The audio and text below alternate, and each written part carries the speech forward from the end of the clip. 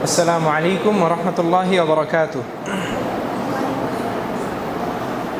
إن الحمد لله نحمده ونستعينه ونستغفره ونعوذ بالله من شرور أنفسنا ومن سيئات أعمالنا. من يهده الله فلا مضل له ومن يضلله فلا هادي له. وأشهد أن لا إله إلا الله وحده لا شريك له وأشهد أن محمدا عبده ورسوله. أما بعد فأعوذ بالله من الشيطان الرجيم. بسم الله الرحمن الرحيم.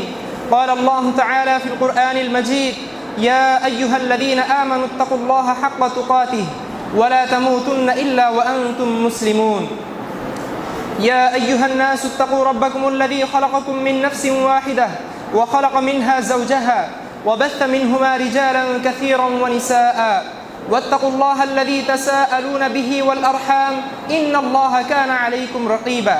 يا أيها الذين آمنوا اتقوا الله وقولوا قولا سديدا يصلح لكم أعمالكم ويغفر لكم ذنوبكم ومن يطع الله ورسوله فقد فاز فوزا عظيما. أما بعد فإن أصدق الحديث كتاب الله وخير الهدي هدي محمد صلى الله عليه وسلم وشر الأمور محدثاتها وكل محدثة بدعة وكل بدعة ضلالة وكل ضلالة في النار. قال الله تعالى في القرآن المجيد: لقد كان لكم في رسول الله أسوة حسنة لمن كان يرجو الله واليوم الآخر. সুপ্রিয় সমবেত উপস্থিতি, প্রথমেই প্রশংসা করছি সেই মহান রব্বুল আলামিনের জন্য, যে মহান রব্বুল আলামিন আমাদেরকে দীর্ঘ একটি সপ্তাহের পর সপ্তাহের শ্রেষ্ঠ দিন জুমার দিনে জুমার সালাত আদায় করার জন্য মসজিদে আসার তৌফিক দান করেছেন। আমরা সকলেই সেই মহান রব্বুল আলামিনের দরবারে অন্তরের অন্তঃস্থল থেকে শুকরিয়া সূচক বাক্য পাঠ করি, সকলেই বলি আলহামদুলিল্লাহ। দরুদ ও সালাম বর্ষিত হোক সেই মহামানবের উপর, যে মহান মানব তার অক্লান্ত চেষ্টা পরিশ্রমের মাধ্যমে ইসলাম ধর্মকে সারা বিশ্বব্যাপী ছড়িয়ে দেওয়ার একটি মাধ্যম তৈরি করে গিয়েছেন, যিনি একদল আদর্শ সাহাবী প্রস্তুত করে গিয়েছেন, যাদের অক্লান্ত পরিশ্রমে আজ আমরা ইসলাম ধর্মে দীক্ষিত হতে পেরেছি, যাদের কারণে আজ আমরা মুসলিম বলে পরিচয় দিতে পারি। আমরা সকলেই সেই মহামানবের প্রতি দরুদ ও সালাম পেশ করি, সকলেই বলি আল্লাহুম্মা সাল্লি আলাইহি আল্লাহুম্মা বারিক আলাইহি। সুপ্রিয় উপস্থিতি, আল্লাহ রাব্বুল আলামিন সুন্দর এই পৃথিবী তৈরি করার পর এই পৃথিবীর মানুষ যাতে আল্লাহ রাব্বুল আলামিনের পথ পায়, যাতে আল্লাহকে চিনতে পারে, এজন্য যুগে যুগে আল্লাহ রাব্বুল আলামিন মানুষের কাছে নবী পাঠিয়েছেন তাদের মধ্য থেকেই। এরই ধারাবাহিকতায় সর্বশেষ সবার শেষে যে নবী এবং রাসূলকে পাঠিয়েছেন আমাদের মাঝে মানুষকে আল্লাহর দিকে আল্লাহমুখী করার জন্য, তিনি হচ্ছেন মুহাম্মদ মুস্তাফা সাল্লাল্লাহু আলাইহি ওয়াসাল্লাম। মুহাম্মদ মুস্তাফা সাল্লাল্লাহু আলাইহি ওয়াসাল্লাম যখন এই পৃথিবীর বুকে আগমন করেন, তখনকার অবস্থা, সেই সময়কার পরিস্থিতি খুবই সংকটপূর্ণ ছিল। কেমন ছিল? সেই মুহূর্তে আল্লাহ বলবে, আল্লাহর ইবাদত করবে এমন লোকের সংখ্যা হাতে গোনা খুবই কম ছিল, নেই বললেই চলে। সারা পৃথিবীর মানুষ অগ্নি পূজা, মূর্তি পূজা, পাথর পূজা সহ নানা পূজায় নিজেদেরকে ব্যস্ত রেখেছিল। তারা নিজেরা আল্লাহর পরিবর্তে অনেক ইলাহের ইবাদতে নিজেদেরকে ব্যস্ত রাখত। সেই কঠিন মুহূর্তে আল্লাহ রাব্বুল আলামিন মুহাম্মদ মুস্তাফা সাল্লাল্লাহু আলাইহি ওয়াসাল্লামকে পৃথিবীর বুকে পাঠিয়েছেন এই দিকভ্রান্ত মানুষকে আল্লাহর দিকে পথ প্রদর্শন করার জন্য। রাসূল সাল্লাল্লাহু আলাইহি ওয়াসাল্লাম যে সময় পৃথিবীতে আগমন করে, সেই সময় সুদ, ঘুষ, হত্যা, পাপাচার সহ পাপের যত প্রকার রয়েছে সর্বপ্রকার এই পৃথিবীর মানুষকে গ্রাস করে ফেলেছিল। তারা দিনে দুপুরে একজন আরেকজনকে হত্যা করত, কোনো পরোয়া করত না, তাদের কাছে জীবনের কোনো মূল্য ছিল না। সেই কঠিন মুহূর্তে রাসূল সাল্লাল্লাহু আলাইহি ওয়াসাল্লাম এই পৃথিবীতে আগমন করেন। যে সময় আরবে দাস দাসী নারীদেরকে সমাজে কোনো কিছু মনেই করা হতো না, তাদের সাথে যাচ্ছে তাই ব্যবহার করা হতো। যেমন খুশি তেমন ব্যবহার করা হতো। মনিবের ইচ্ছায় একজন দাসের প্রাণ নির্ভর করত, সে পৃথিবীতে বেঁচে থাকতে পারবে নাকি পারবে না। যে মুহূর্তে নারীদেরকে, ছোট বাচ্চাদেরকে জীবন্ত কবরে দাফন করা হতো, সেই কঠিন মুহূর্তে রাসূল সাল্লাল্লাহু আলাইহি ওয়াসাল্লাম এই পৃথিবীতে আগমন করেছে। যে মানুষগুলো এত বর্বর ছিল, এত হিংস্র ছিল, এত খারাপ ছিল, রাসূল সাল্লাল্লাহু আলাইহি ওয়াসাল্লাম সেই মানুষগুলোকে সোনার মানুষে পরিণত করেছেন। রাসূল সাল্লাল্লাহু আলাইহি ওয়াসাল্লাম কিসের মাধ্যমে তাদেরকে এই পরিবর্তন করতে পারলেন, আজকে আমরা সেই সম্পর্কে আলোচনা করব ইনশাআল্লাহ। রাসূল সাল্লাল্লাহু আলাইহি ওয়াসাল্লাম সেই খারাপ মানুষগুলোকে যার মাধ্যমে ভালো মানুষে পরিণত করেছেন, তার মধ্যে অন্যতম একটি ছিল রাসূল সাল্লাল্লাহু আলাইহি ওয়াসাল্লামের উত্তম আচরণ। রাসূল সাল্লাল্লাহু আলাইহি ওয়াসাল্লামের উত্তম আচরণ, রাসূল সাল্লাল্লাহু আলাইহি ওয়াসাল্লামের ভালো আচরণ দেখে অনেক শত্রু রাসূল সাল্লাল্লাহু আলাইহি ওয়াসাল্লামের মুগ্ধ হয়ে গিয়েছে। রাসূল সাল্লাল্লাহু আলাইহি ওয়াসাল্লাম যখন দাওয়াতি কার্যকলাপ শুরু করলেন, কাফেরদের অত্যাচারে মুসলমানদের একটি দল হিজরত করলো হাবশায়। কাফেররা তাদেরকে ধরে আনার জন্য একটি প্রতিনিধি দল পাঠালো, যেই মুসলমানরা হিজরত করে হাবশায় চলে গিয়েছে তাদেরকে তোমরা ফিরিয়ে আনবে সেই দেশের বাদশাকে বুঝিয়ে শুনিয়ে। কাফেরদের সেই দল রওনা দিল, সেই বাদশার দরবারে উপস্থিত, বাদশার কাছে গিয়ে নালিশ করলো, হে বাদশা, আমাদের থেকে একটি দল আপনার দরবারে, আপনার রাজ্যে আশ্রয় গ্রহণ করেছে। তারা আমাদের পূর্বপুরুষদের ধর্মকে গালিগালাজ করে। আমরা এসেছি তাদেরকে আমাদের কাছে ফিরিয়ে নেওয়ার জন্য। তারা বহু ইলাহের পরিবর্তে নতুন একটা ধর্ম শুরু করেছে, যেখানে নাকি এক আল্লাহর ইবাদত করা হয়। বাদশাহ জিজ্ঞাসা করলেন, যে ব্যক্তি এই নতুন ধর্মের প্রচলন শুরু করলো সেই ব্যক্তির বংশ পরিচয় কেমন? তারা বলল, খুবই সম্ভ্রান্ত বংশের। তারা বলল, সেই ব্যক্তির আচার আচরণ কেমন?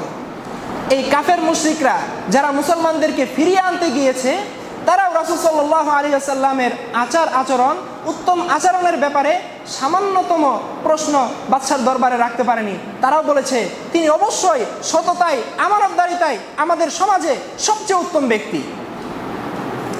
একটু কল্পনা করুন, যেই কাফেররা মুসলমানদেরকে ফিরিয়ে আনার জন্য গিয়েছে, তারা সাক্ষী দিচ্ছে সেই ব্যক্তি আমাদের সমাজে সবচেয়ে আমানতদার ব্যক্তি, সবচেয়ে বিশ্বস্ত ব্যক্তি, সবচেয়ে উত্তম ব্যক্তি।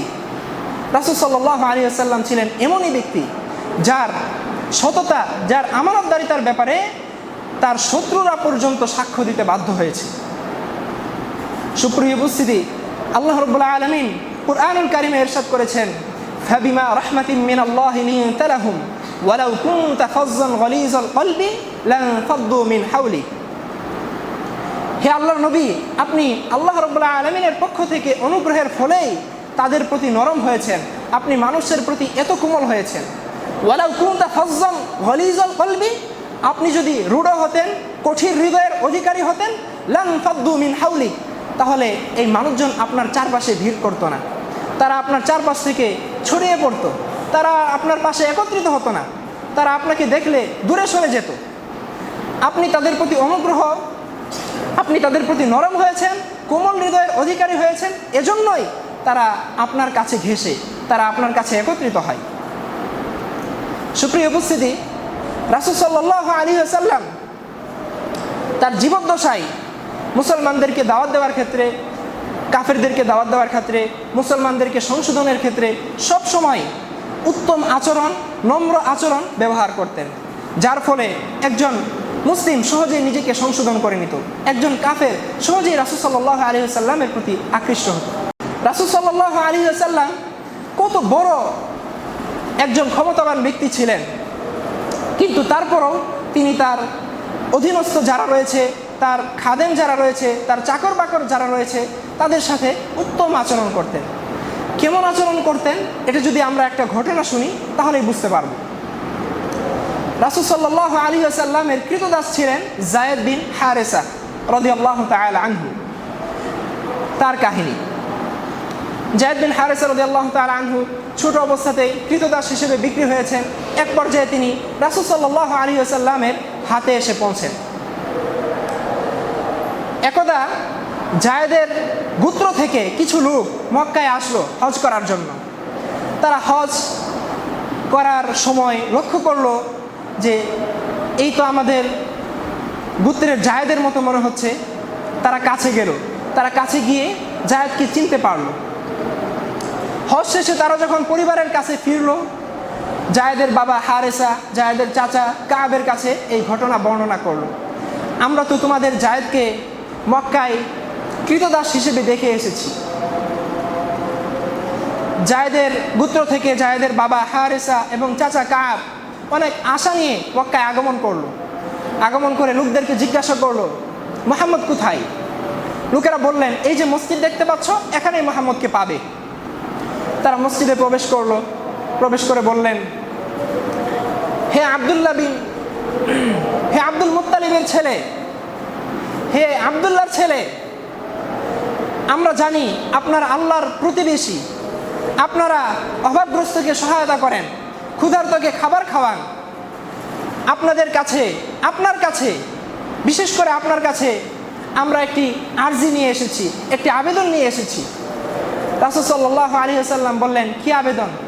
বলল, আবেদনটি হলো আমাদের ছেলে জায়েদের ব্যাপারে। রাসূল তখনই বুঝতে পারলেন তারা কি বলবে। রাসূল সাল্লাল্লাহু আলাইহি ওয়াসাল্লাম সাহাবীদেরকে বললেন, তোমরা জায়েদকে ডাকো। যদি জায়েদ তোমাদের সাথে যেতে চাই, আমাদের কোনো আপত্তি নেই। যখন জায়েদ আসলেন, রাসূল সাল্লাল্লাহু আলাইহি ওয়াসাল্লাম জিজ্ঞাসা করলেন, মান হাযানি? এই দুজন ব্যক্তি কারা? তুমি কি তাদেরকে চিনো? জায়েদ উত্তর দিলেন, হাযা আবি হারিসা ওয়া হাযা আম্মি কাব। হে আল্লাহর রাসূল, ইনি আমার বাবা হারেসা আর ইনি আমার চাচা কাব। রাসূল সাল্লাল্লাহু আলাইহি ওয়াসাল্লাম তখন বললেন, কদ খায়্যারতুকা ইন শি'তা যাহাবতা মা'হুমা ওয়া ইন শি'তা আকামতা মা'i। হে জায়েদ, আমি তোমাকে সম্পূর্ণ স্বাধীনতা দিচ্ছি। তুমি ইচ্ছা করলে এই দুজনের সাথে তুমি চলে যেতে পারবে তোমার গোত্রে, আর তুমি ইচ্ছা করলে আমার কাছে অবস্থান করতে পারবে। জায়েদ বিন হারিসা রাদিয়াল্লাহু তাআলা আনহু কি উত্তর দিয়েছিলেন জানেন? তিনি বলেছিলেন, বাল উকিমু মা'কা। হে আল্লাহর রাসূল, আমি বরং আপনার সাথেই অবস্থান করব। তখন জায়েদের পিতা জায়েদকে লক্ষ্য করে বললেন, আতাখতারুল উবুদিয়্যা আলাল হুররিয়্যা ওয়া আলা আবিকা ওয়া আলা উম্মিকা ওয়া আলা বালাদিকা ওয়া আলা কওমিকা। হে জায়েদ, তুমি কি স্বাধীনতার উপর দাসত্বকে বেছে নিচ্ছ? তুমি কি তোমার পিতামাতার উপর, তোমার সম্প্রদায়, তোমার দেশের পরিবর্তে দাসত্ব জীবন বেছে নিচ্ছ? আপনারা শুনলে আরো অবাক হয়ে যাবেন।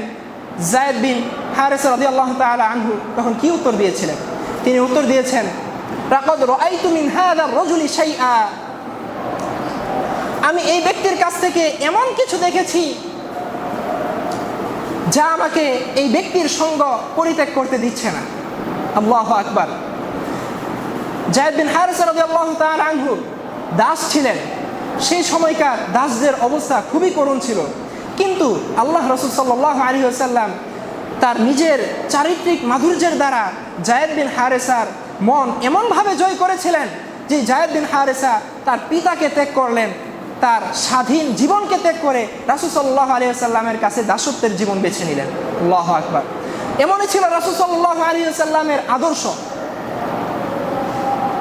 তখন জায়েদ বিন হারিসাকে নিয়ে আল্লাহ রাসূল সাল্লাল্লাহু আলাইহি ওয়াসাল্লাম কুরাইশদের মজলিসে গিয়ে উপস্থিত হয়ে বললেন, তোমরা উপস্থিত, তোমাদেরকে আমি সাক্ষ্য রেখে বলছি, জায়েদ বিন হারিসা হচ্ছে আমার ছেলে।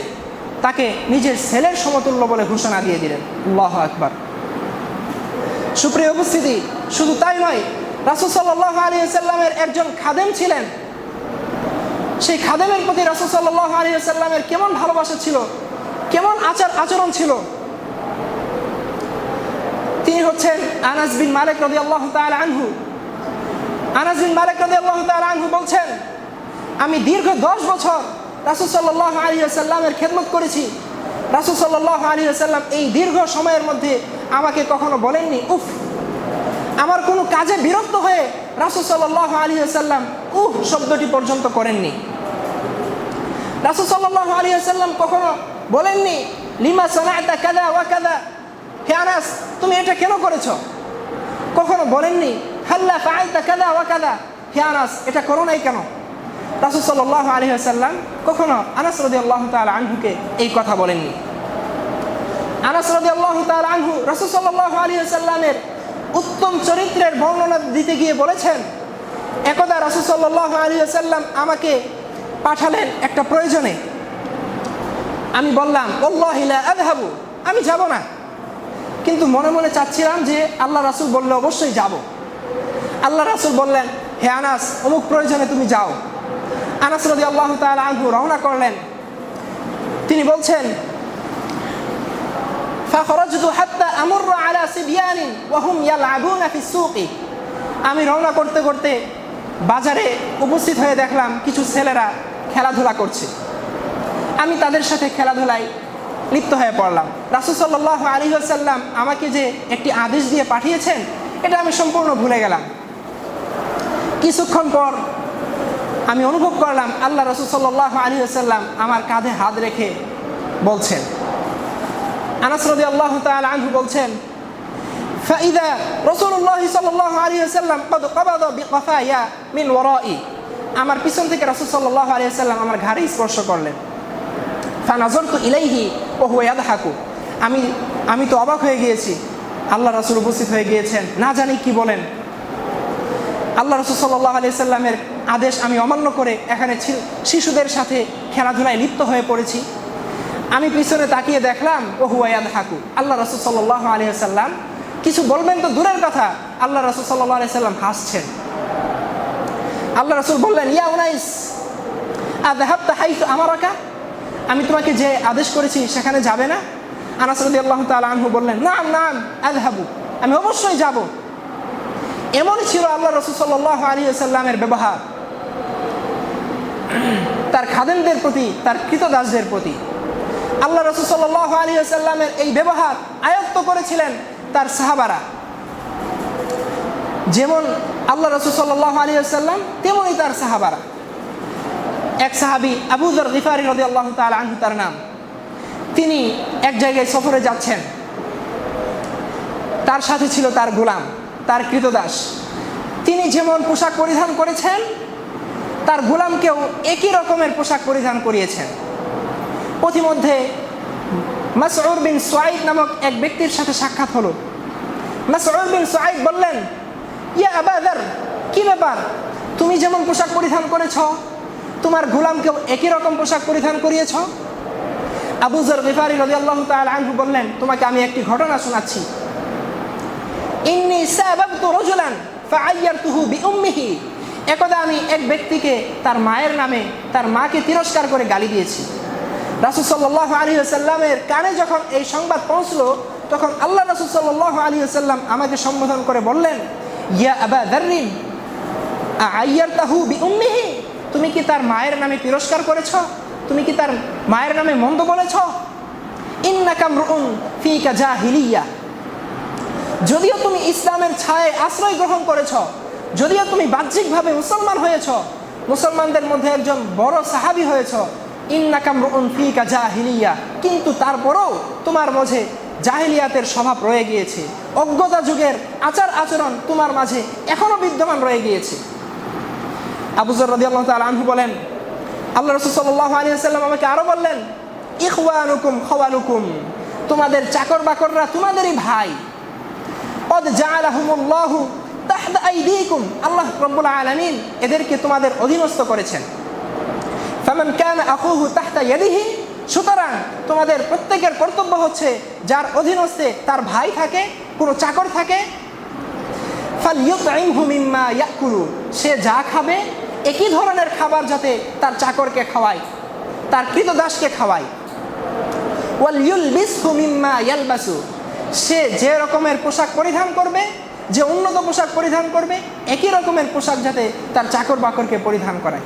ওয়ালা তুকাল্লিফুহুম মা ইয়াগলিবুহুম, তাদেরকে এমন কাজে বাধ্য করো না যা তাদেরকে অপদস্থ করে, যা তারা সক্ষম হয় না। ফাইন কাল্লাফতুমুহুম, যদি এমন কষ্টকর কাজ তাদেরকে দিয়েও ফেলো যে কাজ করতে তারা সক্ষম নয়, ফাআইনুহুম, তাহলে তোমরাও তাদেরকে সহযোগিতা করিও। এমনই ছিল আল্লাহ রাসূল সাল্লাল্লাহু আলাইহি ওয়াসাল্লামের আদর্শ, সাহাবীদের প্রতি এমনই ছিল তার নিদর্শন, যাতে করে আল্লাহ রাসূল সাল্লাল্লাহু আলাইহি ওয়াসাল্লামের সাহাবারাও দাস দাসীদের প্রতি তাদের অধীনস্থ চাকর বাকরদের প্রতি উত্তম আচরণ করে, উত্তম ব্যবহার করে। সুপ্রিয় উপস্থিতি,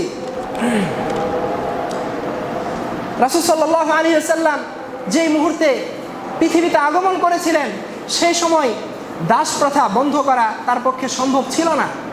কারণ রাসূল সাল্লাল্লাহু আলাইহি ওয়াসাল্লামের পক্ষে, সত্যের পক্ষে কথা বলার জন্য রাসূলের পাশে তখন কেউ দাঁড়ায়নি। সকলেই বর্বর ছিল, সকলেই ধর্ম থেকে বিমুখ ছিল, কেউ আল্লাহর পরিচয় জানত না। সেই কঠিন মুহূর্তে আল্লাহ রাসূল সাল্লাল্লাহু আলাইহি ওয়াসাল্লাম দাস দাসীদের প্রতি এমন সুন্দর নম্র আচরণ করার তাকিদ দিয়েছেন, গুরুত্ব আরোপ করেছেন। আপনারা জানেন, আমেরিকার একজন প্রেসিডেন্ট আব্রাহাম লিঙ্কন, তিনি এই দাস প্রথাকে বিলুপ্ত করেছেন 1863 সালে। তিনি যদি দাস প্রথা বিলুপ্ত করার দ্বারা এত ক্রেডিট পেতে পারেন, এত প্রশংসার পেতে পারেন, তাহলে আমাদের রাসূল সাল্লাল্লাহু আলাইহি ওয়াসাল্লাম 1450 বছর পূর্বে সেই সংকটপূর্ণ পরিস্থিতিতে, যখন সত্যের পক্ষে দাঁড়ানোর মতো কেউ ছিল না, রাসূল সাল্লাল্লাহু আলাইহি ওয়াসাল্লামকে সান্ত্বনার বাণী শোনানোর মতো কেউ ছিল না, তিনি যদি সেই কঠিন মুহূর্তে দাস দাসীদের প্রতি এত সুন্দর আচরণ করে থাকেন, এত নম্র আচরণ করে থাকেন, তাহলে আমাদের রাসূল সাল্লাল্লাহু আলাইহি ওয়াসাল্লাম কেন ক্রেডিট পাবেন না, কেন সেই প্রশংসা পাবেন না? সুপ্রিয় উপস্থিতি, আমরা সেই রাসূলেরই উম্মত, যে রাসূল সাল্লাল্লাহু আলাইহি ওয়াসাল্লাম দাসদের সাথে এমন ব্যবহার করেছেন, তার চাকর বাকরদের সাথে কখনো শব্দটি পর্যন্ত করেননি। যদি আমরা আমাদের ব্যক্তিগত জীবনে, আমাদের সামাজিক জীবনে সেই আদর্শকে বাস্তবায়ন করতে পারি, সেই আদর্শকে প্রতিষ্ঠা করতে পারি, তাহলে আশা করা যায় আমরা যে দাবি করছি সভ্য সমাজ, এটা কিন্তু আসলে সভ্য সমাজ না। যদি আমরা রাসূল সাল্লাল্লাহু আলাইহি ওয়াসাল্লামের সেই দাস নীতি, রাসূল সাল্লাল্লাহু আলাইহি ওয়াসাল্লামের চাকর বাকরদের প্রতি কেমন নীতি ছিল, সেটা যদি আমাদের সমাজে বাস্তবায়ন করতে পারি, তাহলে আমাদের সমাজটা আসলেও একটি সুসভ্য সমাজ হিসেবে পরিগণিত হবে ইনশাআল্লাহ। তাহলে আমাদের সমাজের উচ্চ শ্রেণীর ফ্ল্যাট থেকে কোনো কাজের মেয়ে আত্মহত্যা করবে না, কোনো মানবাধিকার কর্মীর বাসা থেকে কোনো কাজের মেয়ের লাশ পাওয়া যাবে না নির্যাতনের কারণে। যদি আমরা আমাদের সমাজে রাসূল সাল্লাল্লাহু আলাইহি ওয়াসাল্লামের সেই আদর্শকে বাস্তবায়ন করতে পারি, তাহলে ইনশাআল্লাহ আমাদের সমাজও একটি সোনালী সমাজে পরিগণিত হবে। আল্লাহ রাব্বুল আলামিন আমাদেরকে আমাদের সমাজে রাসূল সাল্লাল্লাহু আলাইহি ওয়াসাল্লামের আদর্শকে বাস্তবায়ন করার তৌফিক দান করুন। সুপ্রিয় উপস্থিতি, রাসূল সাল্লাল্লাহু আলাইহি ওয়াসাল্লাম প্রত্যেকের সাথেই উত্তম ব্যবহার করতেন, প্রত্যেকের সাথেই ভালো ব্যবহার করতেন। এক সাহাবী বলছেন, আমি রাসূল সাল্লাল্লাহু আলাইহি ওয়াসাল্লামের সাথে সফরে বের হয়েছি, পথিমধ্যে এক বেদুইনের সাথে দেখা হলো। বেদুইন হচ্ছে যারা মূর্খ, অশিক্ষিত, বেশি নিয়ম কানুন জানতো না, ম্যানার্স বুঝতো না। সে ব্যক্তি রাসূল সাল্লাল্লাহু আলাইহি ওয়াসাল্লামের চাদর ধরে টান দিল। আল্লাহ রাসূল তো পড়ে যাওয়ার উপক্রম হলেন। সাহাবী বলছেন, আল্লাহ রাসূল সাল্লাল্লাহু আলাইহি ওয়াসাল্লামের ঘাড় লাল হয়ে গিয়েছে, এটা আমি এখনো দেখতে পাচ্ছি। আল্লাহ রাসূল সাল্লাল্লাহু আলাইহি ওয়াসাল্লাম রাগান্বিত হলেন না। শুধু যে রাসূল সাল্লাল্লাহু আলাইহি ওয়াসাল্লামের চাদর টান দিয়ে ক্ষান্ত হয়েছে বেদুইন, তা নয়। টান দেওয়ার পর বলছে, মুরলি মিন মালিল্লাহিল্লাযী ইনদাক, তোমার কাছে আল্লাহর যে সম্পদ আছে, এই সম্পদ থেকে আমাকে দেওয়ার ব্যাপারে তোমার সাথীদেরকে আদেশ করো। দেখেছেন, একদা আল্লাহ রাসূল সাল্লাল্লাহু আলাইহি ওয়াসাল্লামের চাদর টান দিয়েছে, এই তো একটা কত বড় আস্পর্ধা। আবার আল্লাহ রাসূলকে বলতেছে, তোমার কাছে যে সম্পদ আছে, এই সম্পদ দেওয়ার ব্যাপারে আমাকে আদেশ করো। মনে হয় সেই সম্পদের মালিক সেই বেদুইন। আল্লাহ রাসূল সাল্লাল্লাহু আলাইহি ওয়াসাল্লাম তাও রাগ করলেন না, সাহাবীদেরকে বললেন, তোমরা একে সম্পদ দিয়ে দাও। এই বেদুইন কিছু বুঝে না। আল্লাহ রাব্বুল আলামিন চাইতো অতি শীঘ্রই সে ইসলামের শিক্ষায় শিক্ষিত হয়ে, ইসলামের দীক্ষায় দীক্ষিত হয়ে সে উত্তম আদর্শ মানুষে পরিণত হবে ইনশাআল্লাহ। সুপ্রিয় উপস্থিতি, উম্মুল মুমিনিন আয়েশা রাদিয়াল্লাহু তাআলা আনহা রাসূল সাল্লাল্লাহু আলাইহি ওয়াসাল্লামের চারিত্রিক সনদ দিতে গিয়ে বলেছেন, একদা কয়েক ব্যক্তি উম্মুল মুমিনিন আয়েশা রাদিয়াল্লাহু তাআলা আনহাকে জিজ্ঞাসা করলেন, হে উম্মুল মুমিনিন, আল্লাহ রাসূল সাল্লাল্লাহু আলাইহি ওয়াসাল্লামের চরিত্র কেমন ছিল? তিনি বললেন, কানা খুলুকুহুল কুরআন, তোমরা কুরআনে যত ভালো বিষয় দেখতে পাচ্ছ, সব কিছু তার চরিত্রের মধ্যে অন্তর্ভুক্ত ছিল। মোট কথা, কুরআনই ছিল আল্লাহ রাসূল সাল্লাল্লাহু আলাইহি ওয়াসাল্লামের চরিত্র। এমনই ছিল আল্লাহ রাসূল সাল্লাল্লাহু আলাইহি ওয়াসাল্লামের চরিত্র, যেই চরিত্রের সুমহান কথা আল্লাহ রাব্বুল আলামিন সূরাতুল কলামে উল্লেখ করেছেন। আল্লাহ বলছেন, ইন্নাকা লাআলা খুলুকিন আযীম, হে নবী নিশ্চয় আপনি সুমহান চরিত্রের অধিকারী। যেই চরিত্রের সার্টিফিকেট আল্লাহ রাব্বুল আলামিন কুরআনুল কারীমে দিয়ে দিয়েছেন, এমনই ছিল আমাদের রাসূল সাল্লাল্লাহু আলাইহি ওয়াসাল্লামের চরিত্র। আল্লাহ রাসূল সাল্লাল্লাহু আলাইহি ওয়াসাল্লাম বলেছেন, ইন্নামা বুইসতু লিউতাম্মিমা মাকারিমাল আখলাক, আমি প্রেরিতই হয়েছি উত্তম চরিত্রকে পূর্ণতা দেওয়ার জন্য। যত রকমের উত্তম চরিত্র রয়েছে এর পূর্ণতা দেওয়ার জন্যই আল্লাহ রাব্বুল আলামিন আমাদেরকে পাঠিয়েছেন। সুপ্রিয় উপস্থিতি, আল্লাহ রাসূল সাল্লাল্লাহু আলাইহি ওয়াসাল্লাম বলেছেন, মান কানা ইউমিনু বিল্লাহি ওয়াল ইয়াউমিল আখির ফালইয়াকুল খায়রান আও লিয়াসমুত, তোমাদের মধ্য থেকে যে ব্যক্তি আল্লাহর প্রতি এবং শেষ দিবসের প্রতি ঈমান রাখে, ফালইয়াকুল খায়রান আও লিয়াসমুত, সে যেন উত্তম কথা বলে, উত্তম কথা যদি বলতে না পারে সে যেন কমপক্ষে খারাপ কথা না বলে বরং চুপ থাকে, তাহলে সেই ব্যক্তি নাজাত পাবে। আল্লাহ রাব্বুল আলামিন আমাদেরকে রাসূল সাল্লাল্লাহু আলাইহি ওয়াসাল্লামের সেই উত্তম আদর্শ নিজেদের জীবনে বাস্তবায়ন করার তৌফিক দান করুন। আল্লাহ রাসূল সাল্লাল্লাহু আলাইহি ওয়াসাল্লামের উত্তম আদর্শ নিয়ে সাহাবায়ে কেরাম যেমন সোনালী মানুষে পরিণত হয়েছিলেন, আল্লাহ রাব্বুল আলামিন আমাদেরকেও সোনালী মানুষ হিসেবে পরিণত হওয়ার তৌফিক দান করুন। আমরা সকলেই বলি আল্লাহুম্মা আমিন। ওয়া আখিরু দাওয়ানা আনিল হামদুলিল্লাহি রাব্বিল আলামিন।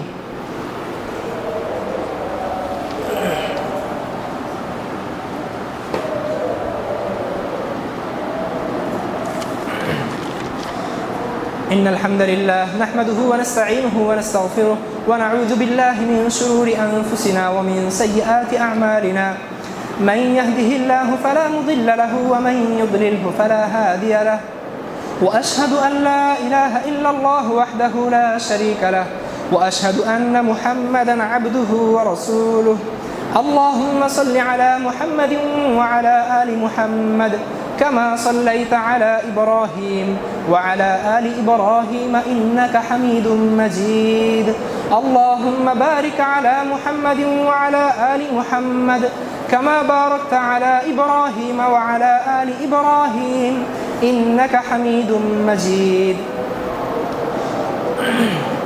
সুপ্রিয় উপস্থিতি, এতক্ষণ পর্যন্ত আমরা শুনছিলাম কেমন ছিল আমাদের প্রিয় হাবিব রাসূল সাল্লাল্লাহু আলাইহি ওয়াসাল্লামের উত্তম চরিত্র।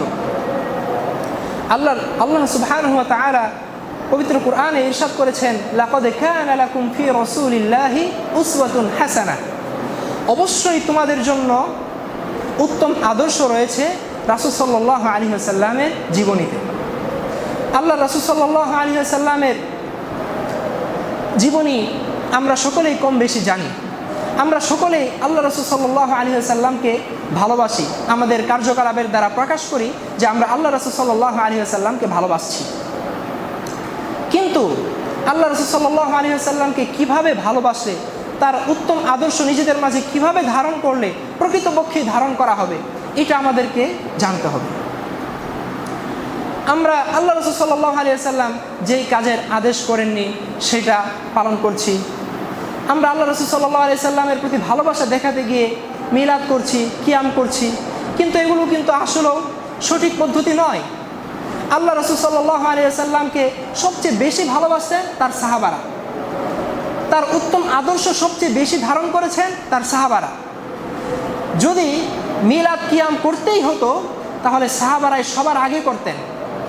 যদি আল্লাহ রাসূলের জন্মদিবস পালন করতেই হতো আমাদের চেয়ে সাহাবারা সবচেয়ে বেশি পালন করতেন। কিন্তু আপনারা ইতিহাস পাঠ করুন, আমরা ইতিহাসের পৃষ্ঠাগুলো উল্টাই, কোথাও দেখবেন না আল্লাহ রাসূল সাল্লাল্লাহু আলাইহি সাল্লামের সাহাবারা রাসূলের জন্মদিন পালন করেছেন, ঈদে মিলাদুন্নবী পালন করেছেন, মিলাদ পালন করেছে, কিয়াম পালন করেছে, কোথাও পাবেন না। কিন্তু আমরা রাসূল সাল্লাল্লাহু আলাইহি সাল্লামের ভালো আদর্শগুলো না নিয়ে আমাদের মন গড়া আদর্শ তৈরি করেছি আর বলি যে আমরা আল্লাহকে ভালোবাসি, আল্লাহ রাসূলকে ভালোবাসি। যে আদর্শ আমরা আমাদের মন গড়াভাবে তৈরি করেছি এটা কাল কিয়ামত দিবসে কখনো আল্লাহ রাব্বুল আলামিন গ্রহণ করবেন না। আমরা যদিও বলছি আল্লাহ রাসূলকে ভালোবাসি, কিন্তু প্রকৃতপক্ষে আল্লাহ রাসূলকে আমরা ভালোবাসছি না, তার দেখানো পথে আমরা নিজেদের জীবনকে পরিচালিত করছি না, বরং আমরা আমাদের প্রবৃত্তির অনুসরণ করছি, যেই প্রবৃত্তি আমাদেরকে একসময় জাহান্নামে নিয়ে যাবে।